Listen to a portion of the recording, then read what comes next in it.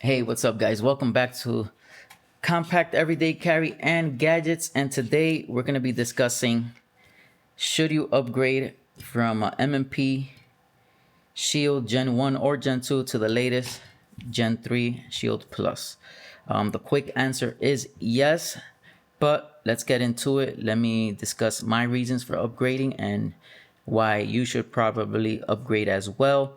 And I think this is a question a lot of people do have, especially when you're upgrading to the same gun, just a newer generation of it. Sometimes there is new generations that might not make sense to purchase the upgrade. But in this case, I definitely say it's definitely worth the upgrade. But let's get into it.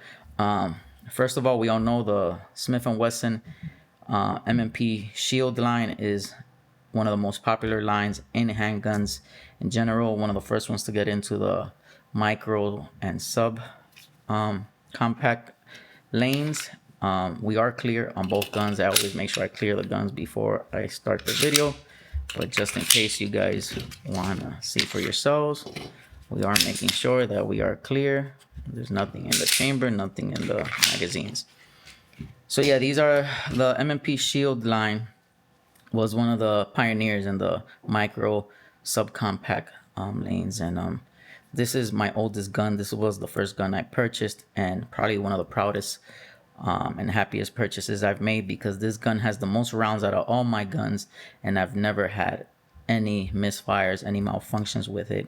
And to be honest, I haven't been super on top of it as far as cleaning and just maintenance on it. I do try to do it whenever I do get around it, but there's times when I just don't, especially when it's not my latest gun. And normal, like most people, we just start to care for the newest things more than the old. But this bad boy, man, I definitely have a lot of love for it. It's treated me well throughout the years, and it continues to do so.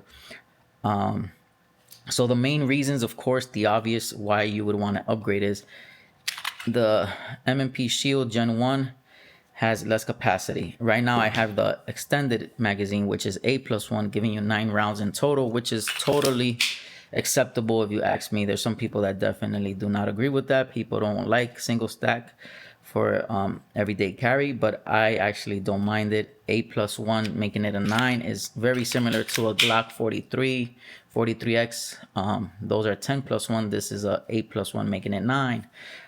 So obviously the main reason would be you want more capacity.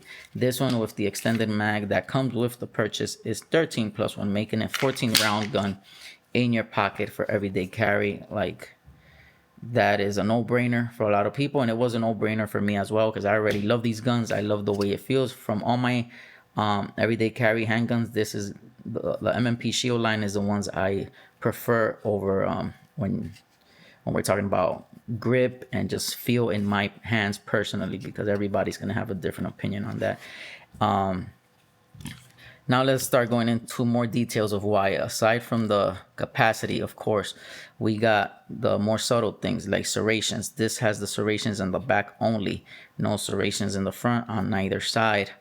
This is the Gen 1. Gen 2 obviously did have the small serrations on the side, which a lot of people like, because people like press checking or even racking it from the front. And here we have very subtle but nicely defined serrations, making it easy. But those are minor details that did not impact my decision, but there's people that might feel like that's a good enough reason. In the Gen 2 they did add, I believe in the Gen 2 they began to add those serrations in the front, so that's why I'm mentioning more the other things of why you should. Third, let's say if you weren't crazy about how this felt, even though I love the texturing and the feel of the M&P Shield line, if you ask me, they're one of the best. Especially for the price, you can't beat the M&P Shield line. Price-wise, you can't beat it. But yeah, this already felt great to me. I love the feel and texture of this gun, but this is definitely an upgrade. Feels way more defined. Feels kind of like the skateboard tape texture that a lot of people buy, especially on the Talon grips. Even the top feels nice. It feels a little better. I will tell you this, the plastic here feels thinner, and it's obvious because they were trying to squeeze in more rounds into the gun, so it does feel a little more hollow, where this feels like better plastic. It feels better quality, but I think it might just be the fact that they probably had to thin it out to add more rounds into the gun itself. Let's see if maybe it could be visible. Yeah, you could kind of tell a little bit where this has a little thicker plastic, especially here in the back and in the sides. You could tell a little bit. But yeah, I like how this felt. Actually, the plastic feels way more sturdy on this gun than on the new version of it. But I like how this feels way better. The grip feels way more secure in your hands. Another thing I noticed immediately after purchasing the gun was the mag release. Here, it's a more smooth, not as long, but still a very good mag release. And it's metal, which I like. A lot of guns do plastic, like the Glocks. This one is metal, so it's nice. But with the new one, they did extend it a little more, and they added the same texture that we have back here, but on the metal. So it makes it very, very nicely defined, very easy to find, very easy to get to. Because you got to think, these things are made for situations where you got to think quick and you got to be as fast as possible, and that definitely helps to find it and to also press it. So that's nice. Next thing, and the main reason, well, no, before I get into that, the next reason why you might want to upgrade is if you're into red dots. If you like to have optics on your gun, the older versions, you're not going to be able to purchase it with that. I don't know if you could send to mail these, but yeah, the older versions did not have the options for optics. And the newer versions, of course, they do come with the options for optics. Optic ready, and I'm definitely going to be buying a green dot for this one. Welcomed, if you ask me. I like that. They both have the chamber indicator, which is pretty sweet too. You can see if there's a round in the chamber.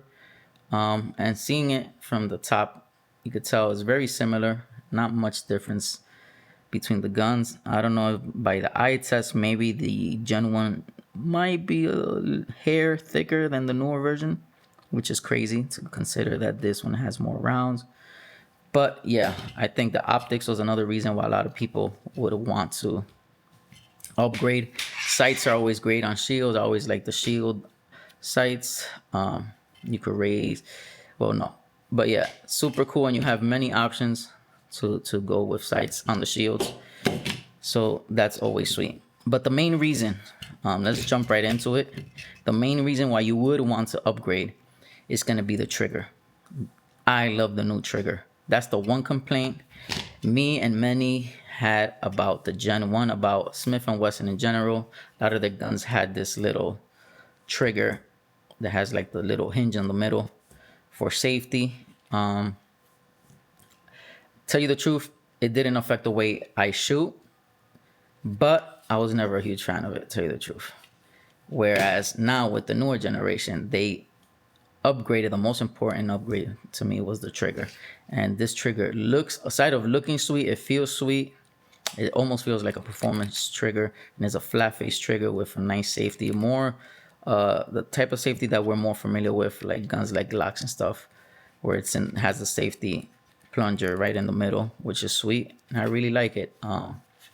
That would be for me the main reason why you would even want to upgrade. The capacity and the trigger are the main reasons. And of course, if you want to run optics on your gun, then you do got to go with the newer generations. And I think that's it for now. Everything that's on these guns will be down in the description, all the links for those things if you're interested. Right here on the Gen 1, I have the Laser Max, and I love the way they did it. Probably one of the best lasers I've seen on any handgun, because the way they were able to integrate it and make it look seamless with the gun. Even the texture matches the gun perfectly. And then here I have the Streamlight TLR6 for the Shield Plus. So if you guys are interested in picking any of those things up, The links will be down in the description.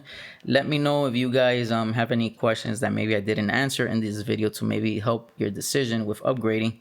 But those are the main reasons why I upgraded and why I think you should upgrade as well. Thank you guys for watching. Make sure you like, comment, share, and subscribe.